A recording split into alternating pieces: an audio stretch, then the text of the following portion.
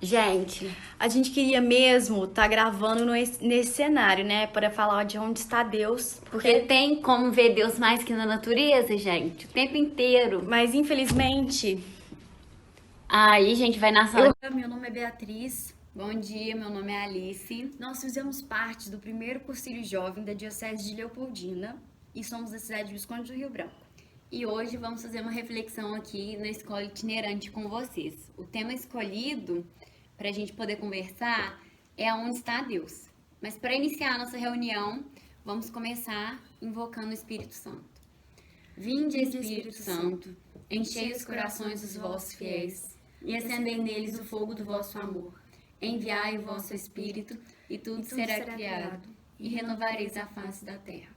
Oremos.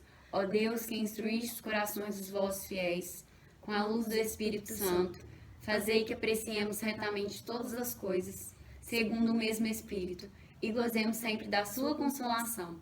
Por Cristo Senhor nosso. Amém. O tema que vamos abordar aqui é onde está Deus. E o que eu achei interessante quando eu comecei a refletir, porque assim, ao mesmo tempo que é muito fácil a gente falar onde está Deus, também é muito fácil a gente esquecer que Deus está com a gente. Porque Deus está em mim, Deus está em você, Deus está na natureza, Deus está na música, Deus está nos milagres. É muito fácil reconhecer Deus no milagre. Mas também, quando a gente tem desavença com o outro, a gente esquece que Deus também está no outro, que Deus está no irmão. Quando a gente machuca ou acontece alguma coisa na nossa vida, a gente pensa, nossa Deus, mas você me abandonou. E assim, é normal a gente pensar às vezes que Deus abandonou a gente. Jesus falou quando estava lá sendo crucificado, né? Pai, por que me abandonastes? Mas logo ele voltou e falou, não me abandonou. E é assim que a gente tem que pensar. Deus não abandona a gente. Deus está sempre com a gente. E não só naquele irmão que você conhece, mas também nos povos que têm diferentes culturas, que têm diferentes formas de enxergar o mundo. Às vezes a gente tem dificuldade de entender, de compreender que Deus também está nele, mesmo que ele veja as coisas de forma diferente da que nós vemos. E é muito fácil a gente enxergar Deus no outro quando é bom pra gente. Quando ele concorda, quando ele apresenta o mesmo tipo de opinião. Mas agora, quando a pessoa discorda, ou às vezes faz mal pra gente, é muito complicado. É difícil você ver Deus no outro. Você fala, nossa, essa pessoa não me faz bem. Não é Deus, não. Mas eu acho que é quando aparecem os desafios que é quando Deus está mais falando com a gente. Quando ele precisa ainda mais que a gente tenha consciência de que ele está com a gente. E aí, pensando em abordar melhor este assunto, a gente escolheu um trecho de João, capítulo 4. E aí, eu vou começar a ler aqui. Tá no versículo 7. Começa no versículo 7. Então chegou uma mulher da Samaria para tirar água. Jesus lhe pediu: dê-me de beber. Os discípulos tinham ido à cidade para comprar mantimentos. A samaritana perguntou: como é que tu, sendo judeu, pedes de beber a mim, que sou samaritana? De fato, os judeus não se dão bem com os samaritanos. Jesus respondeu: se você conhecesse o dom de Deus e quem lhe está pedindo de beber, você é que lhe pediria, e ele daria a você água viva. A mulher disse a Jesus: Senhor, não tens um balde, e o poço é fundo. De onde vais tirar a água viva? Certamente não pretendes ser maior do que o nosso pai Jacó, que nos deu este poço, e do qual ele bebeu junto com seus filhos e animais. Jesus respondeu: quem bebe desta água vai ter sede de novo, mas aquele que beber a água que eu vou dar, este nunca mais terá sede. E a água que eu lhe darei vai se tornar dentro dele uma fonte de água que jorra para a vida eterna. A mulher disse a Jesus: Senhor, dá-me dessa água, para que eu não tenha mais sede, nem precise vir aqui para tirar. Palavra do Senhor, graças a Deus. Então, o que a gente escolheu esse trecho em específico é para abordar a diferença, justamente essa diferença de cultura. Os samaritanos, eles viviam na Samaria, que era um lugar próximo de Jerusalém, mas eles eram, pelos judeus, eles eram considerados como uma seita, até mesmo pagãos.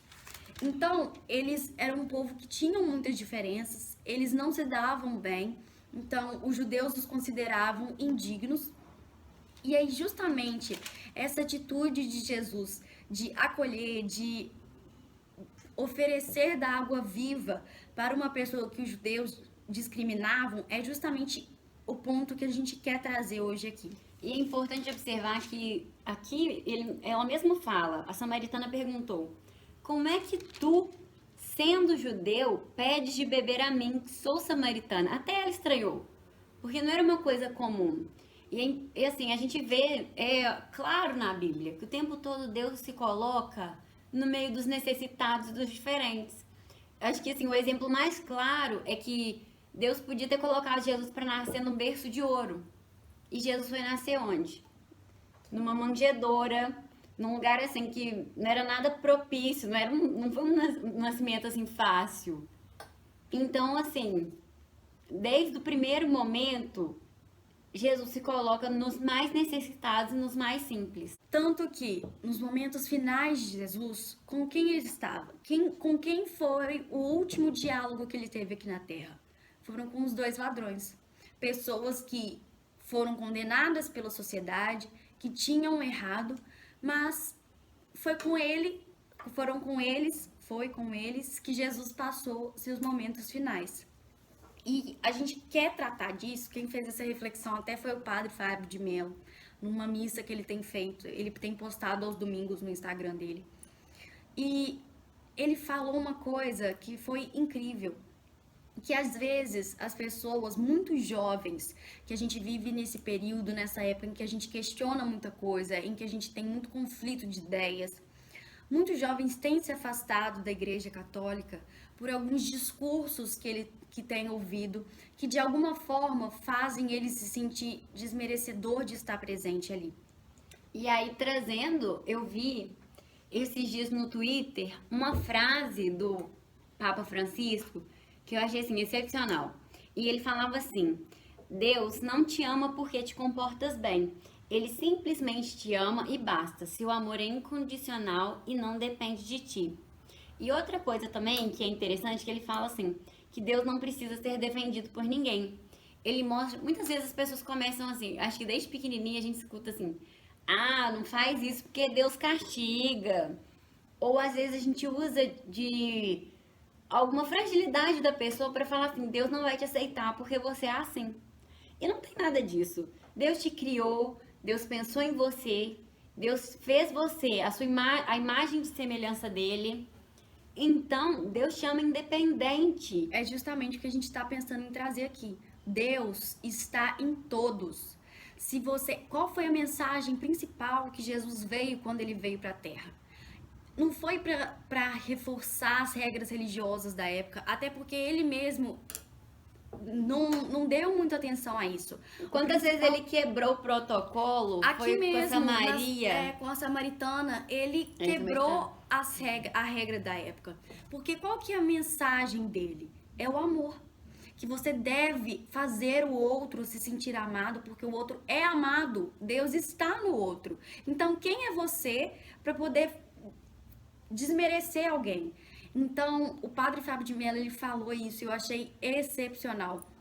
Que, às vezes, as pessoas, seguindo, muitas vezes, discursos de religiosos mesmo, elas segregam, elas desmerecem, elas falam que o outro não é digno, mas isso vai contra o principal ensinamento de Jesus, que é o amor ao próximo. Então, nunca permita que ninguém, alguém que você respeite, uma autoridade religiosa, nunca permita que ele faça se sentir que você é indigno, que você não merece estar na casa do Pai, que você não merece receber Jesus através da comunhão, porque você merece, você é fruto de Deus, Deus está em você. Então, eu acho que era isso que a gente queria, o nosso tema principal aqui para debater é esse. Que apesar de todas as regras, todas as coisas, a gente tem que pensar que as regras religiosas, elas devem servir para guiar a gente, uma forma de nos ajudar a amar. Mas se você percebe que tem alguma regra, algum costume que tem te feito separar o outro, então aquilo não é o que Deus quer que você faça. Deus é amor em tudo, em todos os gestos. Então, seja qualquer coisa que você faça que vá contra isso, então você não deve seguir isso. Mesmo que uma autoridade, alguém que você respeite, esteja te mandando fazer isso. E eu acho muito importante a gente lembrar também que Jesus deixou pra gente vigiai e orai. E muitas vezes a gente fica preso no orar. Fica só orando, orando, orando. E a gente não passa Deus nos nossos atos, no nosso dia a dia. É isso que a Bia falou, a gente condena, aí vai lá e fica rezando. E acha que só isso serve. Sim, então vai, paga o dízimo, vai na missa, participa de movimentos, mas é incapaz de reconhecer que uma pessoa que pensa diferente, que sente diferente, tem Deus nela também. Eu acho que isso é o bonito. É o mais importante. Eu acho que o bonito é a presença de Deus em pessoas que são tão diferentes. As pessoas de outras religiões, se elas também agem de acordo com o que Deus ensinou, que é o amor, o ajudar, o tratar bem, qual o problema? A gente vê de forma diferente deles, mas qual é o problema se no final estão todos seguindo aquilo que a gente acredita, que é o amor? E a gente precisa ter consciência que Deus está na gente e fazer atos que vão exaltá-lo. Porque quando você fala, você assume, mostra a camisa, sou cristão, mas age de uma forma rude ou violenta, você não está fazendo aquilo que Jesus queria. E muitas vezes, muitas pessoas que não foram educadas na religião agem de acordo. Porque às vezes mais do que algumas pessoas que estão dentro da religião. Eu acho importante ler esse pedacinho aqui, ó, que tá escrito aqui no finalzinho da Bíblia, que tá assim: com a sua palavra e ação, Jesus realiza a obra do semeador. Todos os que fazem a experiência de Jesus partem para anunciá-lo, como a samaritana, provocando a vinda do povo.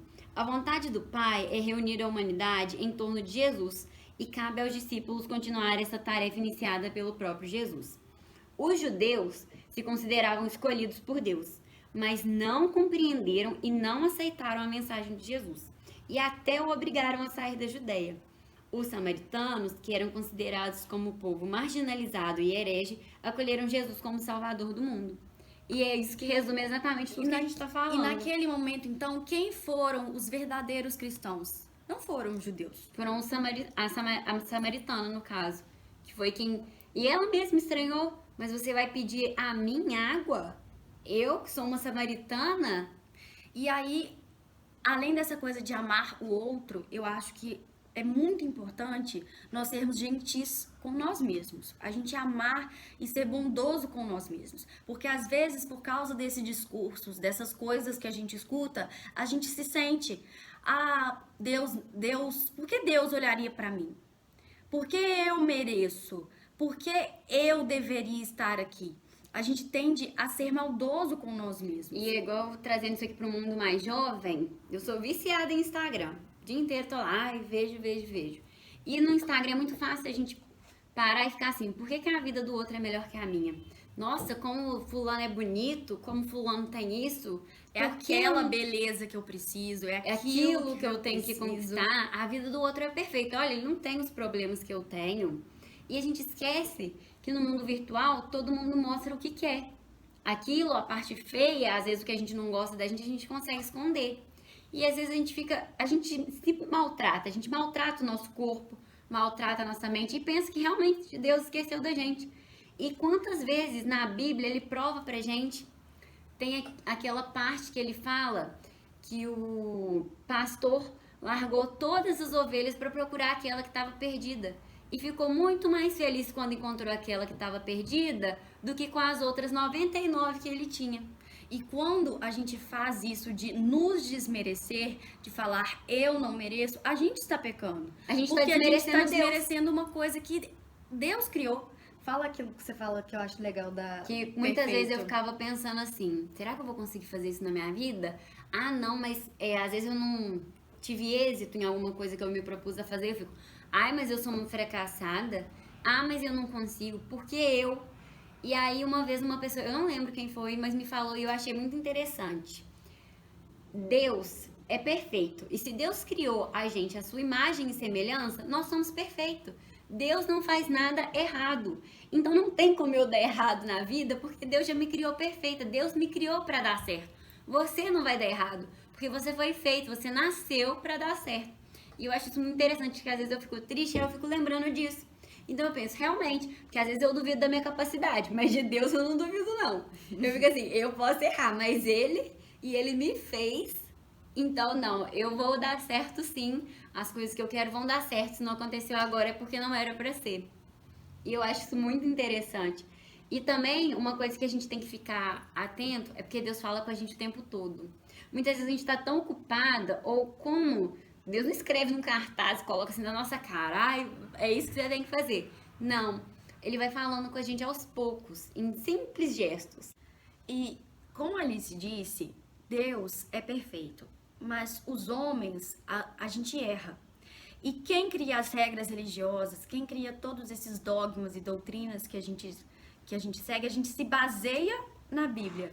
Mas aí depois a gente interpreta e a gente cria regras religiosas que muitas vezes nos levam a errar, a pecar. E fogem do que Jesus realmente queria passar pra gente. Então eu acho que toda vez que você perceber que alguma coisa te leva a destratar, a fazer alguém se sentir menos, não faça. Mesmo que seja alguém que você admire, sempre pense em agir de acordo com o amor de Deus. Sempre pense em ser gentil, em fazer as coisas da forma mais inclusiva que você puder. E é muito fácil a gente falar isso aqui agora, ai, vou só agir conforme Deus. Mas no só o momento da amor. raiva, a gente vira outra pessoa. No momento da raiva, a gente fica cego, a nossa cabeça fica tudo escuro. Só que aí é nesse momento que a gente tem que parar, respirar e falar assim: não, eu tô fazendo o que Deus queria pra mim? Não, é assim que eu tenho que agir? Porque muitas vezes quando o outro age com ódio pra gente, e a gente devolve no mesmo sentimento, a gente tá se igualando a tudo aquilo que a gente tava condenando, a gente se iguala. E essa é a chave. Nós, por sermos cristãos, nós não somos melhores, nós não temos menos tentações ou menos adversidades, mas o que a gente tem que fazer é justamente por estar em um caminho em que a gente recebe Deus e a gente tem mais contato com Deus, é a gente agir melhor. É a gente parar e conseguir pensar, não, eu tenho que fazer como Deus fez. E aí, isso me lembra de uma parte que eu gosto muito. Qual que é, Alice? Isaías. Que eu já tinha escutado há muito tempo, mas eu demorei muito pra encontrar esse trecho de novo. É um dos meus preferidos. Ih, passou. Isaías 42, Uhum. 43, 2. Não, isso. É sim, capítulo 43, versículo 2. 60. Isaías, capítulo 43, versículo 2. Quando você atravessar a água, eu estarei com você, e os rios não o afogarão. Quando você passar pelo fogo, não se queimará, e a chama não o alcançará, pois eu sou Javé, seu Deus, o Santo de Israel, o seu Salvador. Palavra do Senhor, graças a Deus.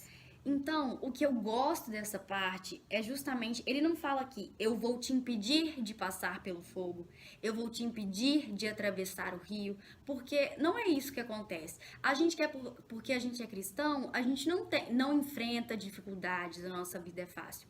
A gente enfrenta, mas a gente tem a certeza de que a gente tem Deus, porque a gente vai passar pelo fogo, mas a gente não vai ser queimado. A gente vai atravessar o rio, mas a gente não submergirá, porque a gente tem Deus para nos fortalecer. É essa a chave. A gente tem uma fortaleza, a gente tem uma base para nos consolar, para nos dar força. Nós vamos passar por dificuldades, mas Deus vai estar sempre ali para nos dar um colo, para nos acalmar e nos ajudar a seguir firme. E a gente tem que usar essa força para ajudar as pessoas sempre com carinho e compreensão. E muitas vezes a gente pensa assim, mas Deus, por quê? Por que eu tô passando por isso? E, gente, a gente esquece que o próprio Filho de Deus, Jesus, gente, foi crucificado. Imagina você, pregado numa cruz, a dor que Jesus não sentiu. Eu fico pensando. Aí eu penso assim, meu Deus, que problemão que eu tô tendo.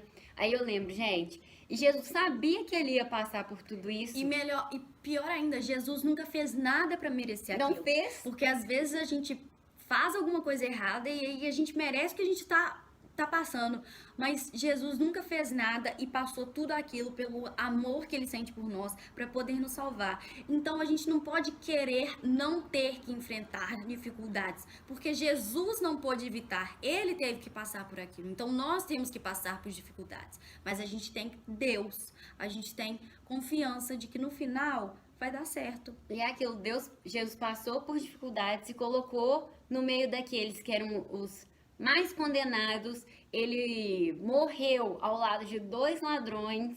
Então, assim, gente, a gente tem que. A gente acho que sempre tá muito óbvio pra gente, e por isso que tá óbvio, a gente acaba esquecendo. A gente sempre tem que se basear na história de Jesus. Sempre que você estiver questionando, lembre de Jesus. Eu lembro direitinho que eu sempre falo assim, ai, sempre soube, né? Jesus foi crucificado.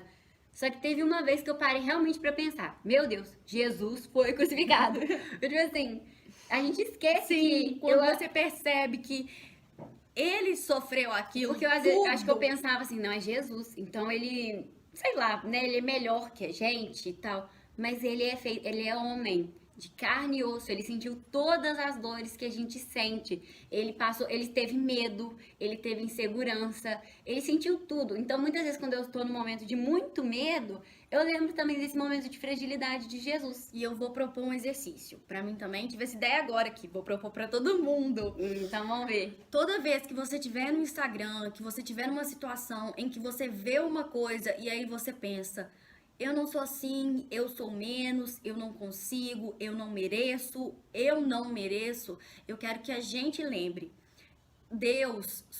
Jesus sofreu, ele morreu na cruz, ele aguentou toda aquela tortura por mim, porque ele me ama, então eu mereço. Eu mereço melhor, eu mereço ser amada, porque Deus fez tudo aquilo por mim, Deus mandou o filho dele, permitiu que o filho dele sofresse para poder me salvar. Então eu jamais posso me considerar indigno. E ó, Deus nos fez a sua imagem e perfeição. Se ele é perfeito, nós também somos.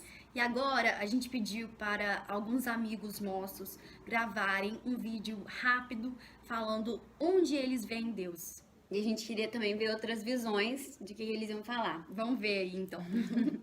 E para finalizar, teve uma reunião do Cursilho e uma moça falou, gente, eu achei extremamente interessante. Foi legal mesmo. Que ela falou o seguinte: se Jesus estivesse aqui no Instagram, no nosso Facebook, ele tivesse como uma página e estivesse avaliando lá o seu perfil, porque hoje em dia muitas vezes a gente vai fazer entrevista de emprego e eles procuram nossas redes sociais para ver quem nós somos.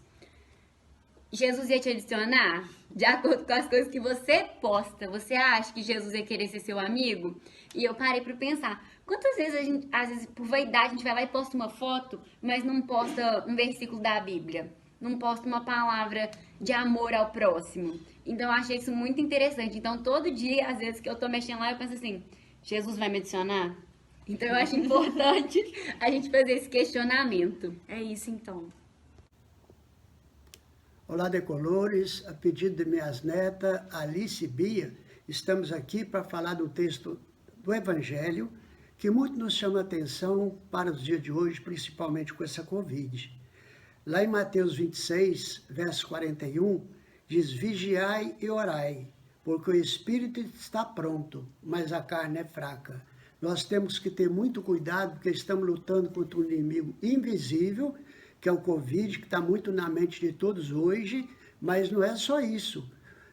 O mal, ele é pior do que o Covid, que o Covid mata a carne, mas não mata o espírito. Então nós temos que estar sempre vigilantes na oração, e nada melhor do que a oração, a leitura bíblica, todos os dias, para que a gente possa livrar do mal do mundo, buscando a defesa, a conclusão espiritual. Eu gostaria muito também de deixar aqui colocado, que eu tenho sempre essa leitura em mente, a carta aos Efésios, capítulo 6, versículo 10, a armadura de Deus. Ademais, fortaleçam-se no Senhor e na força do seu poder. Vistam a armadura de Deus para poderem resistir às manobras do diabo. A nossa luta, de fato, não é contra homens de carne e osso, mas contra os principados e autoridades, contra os dominadores deste mundo de trevas, contra o espírito de mal que habitam nas regiões celestes. Por isso, vistam a armadura de Deus. Em tempos remotos, soldados ficavam corpo a corpo. Então, eles vestiam toda a armadura para não serem ofendidos. Assim também devemos fazer como cristãos, para que a gente não possa ser pego pelo mal do demônio, das coisas mundanas que está aí dominando o mundo.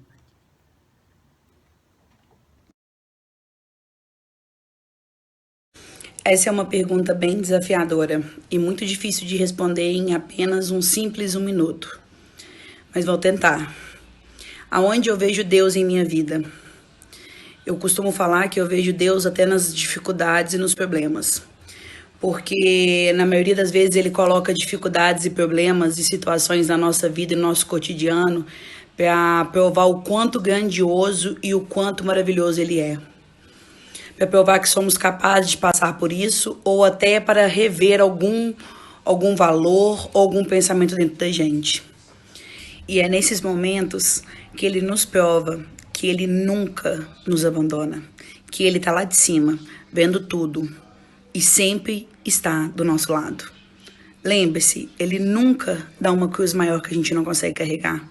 Tudo o que Ele faz é para o nosso bem, para a nossa sabedoria, para acrescentar sempre na nossa vida, quanto espiritual como também mental. Deus é maravilhoso. Eu vejo Ele em todos os momentos, do simples aos complicados da minha vida. Hoje me foi feita a seguinte pergunta: onde você vê Deus? Onde Deus está presente na sua vida? E diante dessa pergunta, eu paro para refletir e vejo que Deus está em todos os detalhes, está em todos os momentos da nossa vida, porque se estamos hoje vivos, é porque Ele está permitindo isso. Nós temos que ter Deus, nós temos que ter intimidade com Deus e com o Espírito Santo em todos os momentos do nosso dia, não só quando estamos dentro da igreja, não só quando estamos dentro de um grupo de oração ou dentro do cursilho. Nós temos que ter essa intimidade porque é Ele que nos dá o vigor de sermos cristãos.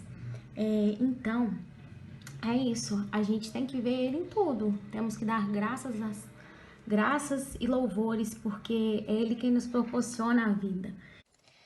Deus, para mim, é sinônimo de amparo, de força, é um motivo para continuar sempre, independente da situação que esteja passando na vida. Por isso, eu costumo ver Deus nas pessoas que são mais importantes na minha vida e me transparecem calma, força, que são sempre um colo e um ombro amigo. Por isso, a maior personificação de Deus na minha vida é a minha mãe, porque foi quem ensinou para mim tudo e me trouxe essa questão da fé, que é o que me segura sempre. E depois disso também são os meus amigos mais próximos, que sempre estão ao meu lado. Enfim, tudo que de alguma forma me transparece uma tranquilidade, um afeto, eu vejo Deus. Pessoal, tudo jóia? Meu nome é Lucas e eu vejo Deus em tudo, desde o momento que eu acordo e que tenho mais um novo dia. Para mim isso já é um sinal de Deus.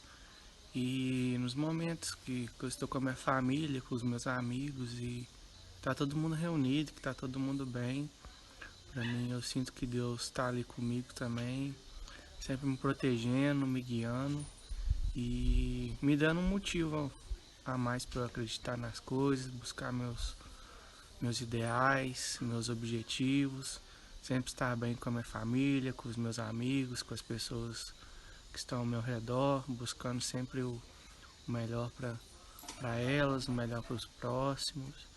E eu acho que é isso, acho que Deus tá com a gente sempre nos mínimos detalhes. Acho que existe uma coisa que passa despercebida, a gente não sabe o que aconteceu, mas é sempre Deus que está guiando nosso caminho, trilhando tudo que acontece pra gente, e nada é por acaso, sempre é Deus que está na nossa vida. Eu vejo Deus em todas as formas que a natureza se manifesta, através do sol, da lua, das árvores e dos animais. Eu sinto Deus em todas as músicas que eu ouço, em cada história dos livros que eu leio. Mas o principal lugar onde eu vejo Deus é dentro das pessoas. Eu acredito que cada pessoa carrega dentro de si um Deus interior, e nós devemos viver a nossa vida com o maior amor e a maior autenticidade possível, para que nosso Deus interior possa se manifestar e iluminar as pessoas que estão ao nosso redor. Eu enxergo Deus na minha avó, no exemplo de fé que ela mostra pra gente durante todo esse tempo. Ela é uma senhora de 91 anos de idade, cheia de fé e que passou isso para todos os seus filhos e netos.